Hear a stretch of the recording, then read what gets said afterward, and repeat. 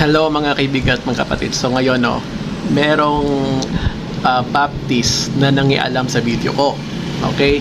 Kasi hindi niya yata matanggap yung sinabi ko na nagkaroon lamang ng King James Bible nang dahil sa divorce. At kung walang divorce sa England ay siguro hindi rin nagkaroon ng King James Bible.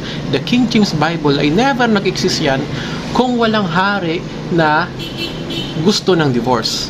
Ito, panoorin muna natin yung palpak na debunking video ng Baptist Defender.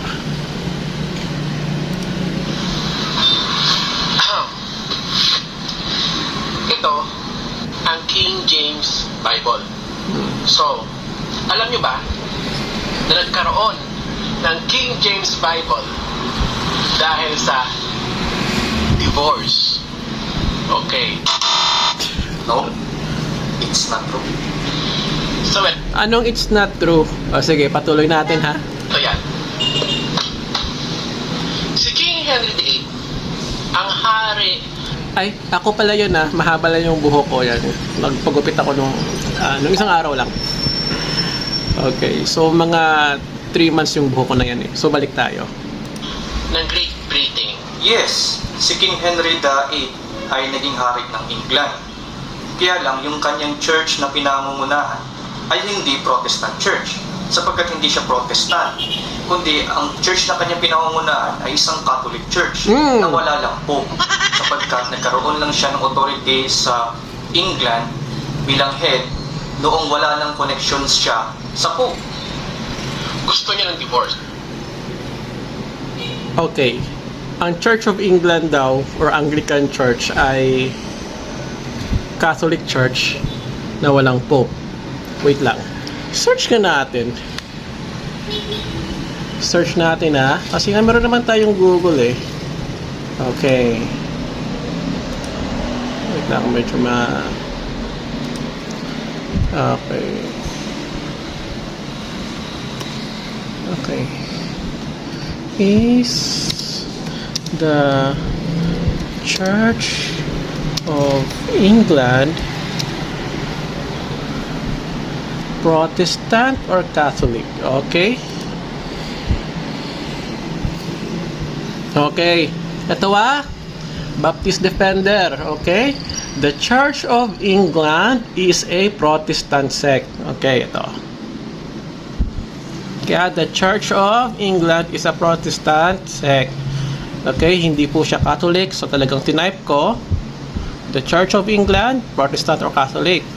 So according sa mga reliable source, ang Church of England po ay Protestant. So doon pa lang mali ka na. Tama ako at mali ka. So balik tayo sa iyo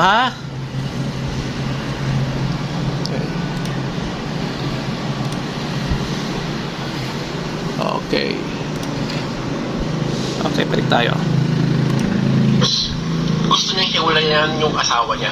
Isa po siyang Katoliko. Yes, naisip niyang mag-divorce kay Catherine of Aragon. Alam mo naman pala sapagkat iniisip niya na pwede siyang i-grant ng Roman Catholic canon law na nasa 1075.1 na kung saan ay nakasaad na tanging ang Papa lamang o Pope lamang ang makapag-grant sa kanya na mag-anal o in short ay pikein yung kasal para makapag. Okay, alam mo naman pala yung ibig sabihin ng annulment. Ibig sabihin ng annulment, nullification o hindi yung pekein, i-declare talaga na peke kasi nga peke. Anong klaseng canon law niyan? Pero gusto niya ng divorce. Ang nangyari, sumulat siya sa Santo Papa na gusto niya ng divorce. Divorce Ayaw hindi pumayag annulment. ng Santo Papa. Kasi sa Katoliko, bawal na bawal ang divorce. Ang divorce ay napaka-immoral Tama. na gawain. Tama. Nag-apila si Henry VIII kay Pope Clement VII na payagan siyang i-annul ang kanilang kasal ni Annulment Catherine ngayon, of Aragon, hindi yung divorce. sapagkat nandoon ngayon sa canon law ng Roman Catholic Church sa 1075.1 na Okay saglit lang. Tingnan muna natin kung pareho nga ba yung annulment tsaka yung divorce. Okay, is annulment is the same with divorce.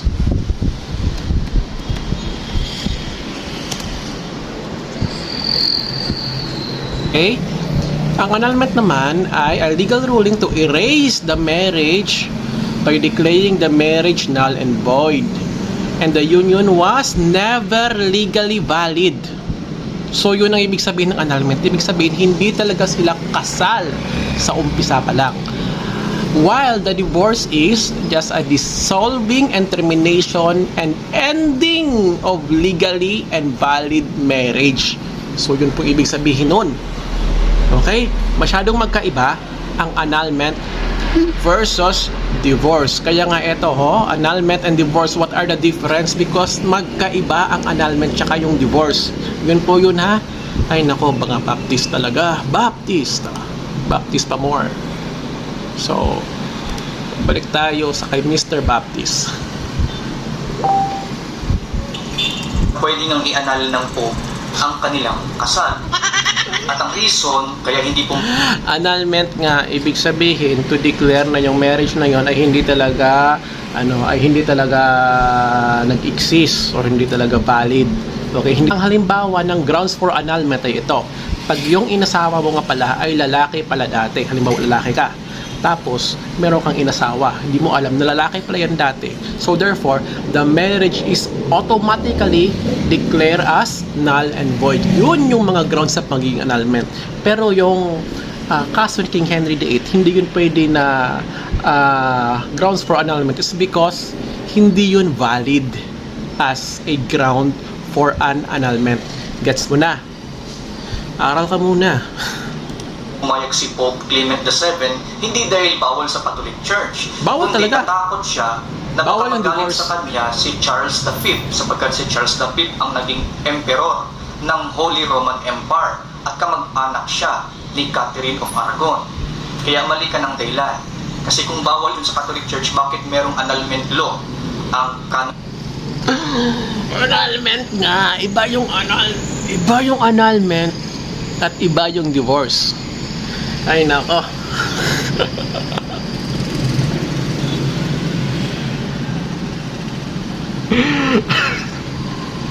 Ay nako. Sige, patuloy lang tayo. ang law ninyo na 1075.1. So, ang nangyari, itong si King Henry VIII, nag-invento siya ng sarili niyang iglesia. Yun ang tinatawag na Anglican Church. At sa Anglican Church, legal ang divorce. No, hindi nagtatag ng kanyang sariling church si King Henry VIII, kundi pinamahalaan lang niya ang Anglican Church na kung saan ito ay isang Roman Catholic structure. Wait lang. Anglican Church na nga, Roman Catholic pa. So anong sabi niya? Na yung Anglican Church is Roman Catholic Church. Okay wait lang, balikan natin yung sinerch natin kanina. Okay. Ito The Church of England is a Protestant sect. Okay? Hindi ko alam kung saan mo kinukuha yung source mo, pero nandito, okay, the Church of England is a Protestant sect. Okay? Like many other forms of Protestantism, it was formed as means of protesting certain aspects of the Catholic Church. Okay. Protestante po. Okay, Protestante po ang Church of England or Anglican Church. Hindi po yan Catholic. Ay nako. Again, balik tayo kay Mr. Baptist.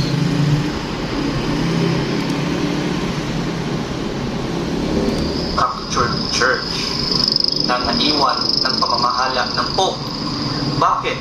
Sapagkat ang Anglican Church ay hindi Protestant Church. Ito ay Roman Catholic structured church na talagang naitanim na. Hindi ko alam kung ano yung iniisip nito kasi nga hindi ko alam kung saan yung kinukuha itong mga source niya. Kasi nga napakalino naman dun O sige, kayo na lang yung mag-search kung ano yung Anglican Church. Protestant ba or Catholic? Kasi nga pag yung napatunayan mo is Catholic, ito, napakaengot nitong Baptist na ano na to. I don't know is pastor to or ay nako, kung pastor to talaga nakakahiya sa Baptist Church. Sa England, bago pa man si King Henry VIII, naging supreme head sa England. At noong 1534, diniklara niya ang kanyang sarili bilang supreme head dahil sa Supremacy Act. At nawalan ng control ang Papa sa mga Roman Catholic churches doon. Kaya ang Anglican Church na pinamahalaan ni King Henry ay isang Roman Catholic Church na walang Pope. At naging legal ang divorce sa Anglican Church hindi dahil sa King James Version, kundi dahil gusto ni King Henry at Ops. May sinabi ba ako dahil sa King James Version kung bakit legal ang divorce sa England? Ang sabi ko, merong hari na gusto ng divorce kaya nagkaroon ng Church of England. At nang dahil sa Church of England na naitatag ng dahil sa divorce ay nagkaroon ng King James Bible. Balik tayo. as head ng England na gawing law or civil law ang divorce. So ang divorce ay hindi naging law doon dahil sa King James Version, kundi naging civil law sa buong England. Dahil naging leader nga si King Henry. Take note, wala pang King James Version noon. As times goes by, namatay na si King Henry VIII. Isa sa mga successor niya ay si King James. No, hindi si King James I ang successor ni King Henry. Wait, may sinabi ba akong King James the First? O sige, balikan natin na. Balikan natin. Gumagawa ng kwento tong yung Baptist na... Naku, kung pastor to nakakahiya talaga. Wait lang. Niya ay si King James. King James ha? Wala akong sinabing King James the First. No, hindi si King James I ang successor ni King Henry VIII. Kundi ang successor ni King Henry VIII ay mismong anak niyang si Edward VI. Anong King James I? Sinabi ko ba yung kasunod mismo ni King Henry VIII ay si King James? So sinabi ko, isa sa mga successor niya, isa sa mga sumunod sa kanya as a King of England. Nako, isa. Meaning, isa sa mga sumunod. Just like ni Pope Francis, successor siya ni St. Peter sa Catholic Church. Gaya din ni King James. Okay? Successor siya ni King Henry VIII. Ay, nako. Engot. At sa panahon ni King James, nagkaroon ng official Bible ang Church of England. Dahil sa ang England ay isang English country. So therefore, ang Biblia na gagawin nila na naging official Bible ng church na inimbento ng uncle niya na si King Henry VIII ay dapat nasa English. So, ang nangyari, gumawa sila ng English Bible, the first English Bible approved and become the official Bible of the Church of England. Yan ang tinatawag na King James Bible. Okay? Yes, sa panahon ni King James, nagkaroon ng King James Version noong 1604. Pero take note, patay na si King Henry VIII I noong know. panahong iyan sapagkat si King Henry VIII namatay noong 1547. Almost 100 years. Yes, pero kung hindi dahil kay King Henry VIII, hindi nagkaroon ng Church of England or Anglican Church na protestanteng simbahan. At kung hindi dahil sa Church of England, walang King James Bible na Biblia nyo ngayon. Bago nagkaroon ng King James Version. Kaya walang kinalaman si King Henry VIII sa pagkabuo ng King James Version. Dahil kahit si King James Anong walang kinalaman? Kaya nga nagkaroon ng Church of England na bumuo ng King James Bible, it's because dahil kay King Henry VIII. Kung wala si King Henry VIII, walang Church of England, at kung walang Church of England, walang King James Bible. Yun po. Ay, naku, utak na ito.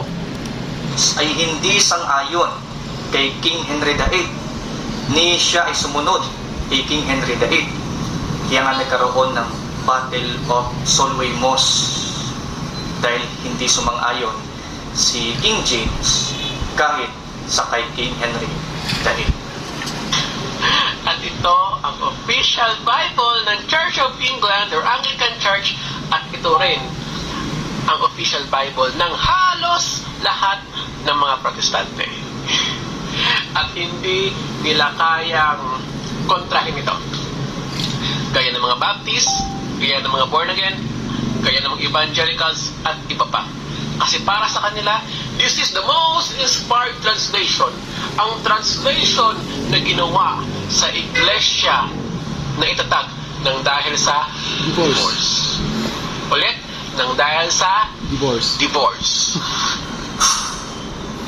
So, divorce daw ang dahilan kung bakit nagkaroon ng King James Version, which is mali. Ulit. Okay, hindi mo pa rin gets. Nagkaroon ng King James Bible nang dahil kay King Henry VIII na nagtatag ng iglesia na protestante na tinawag na Anglican Church, at ang Anglican Church ang church na bumuo at gumawa at nag-imbento ng King James Bible or nag-translate ng King James Bible na ginagamit nyo ngayon. Okay? Kaya nyo nga ginagamit yung King James Bible, it is because the King James Bible is a Protestant Bible made by Protestant for the Protestant like you. Gets?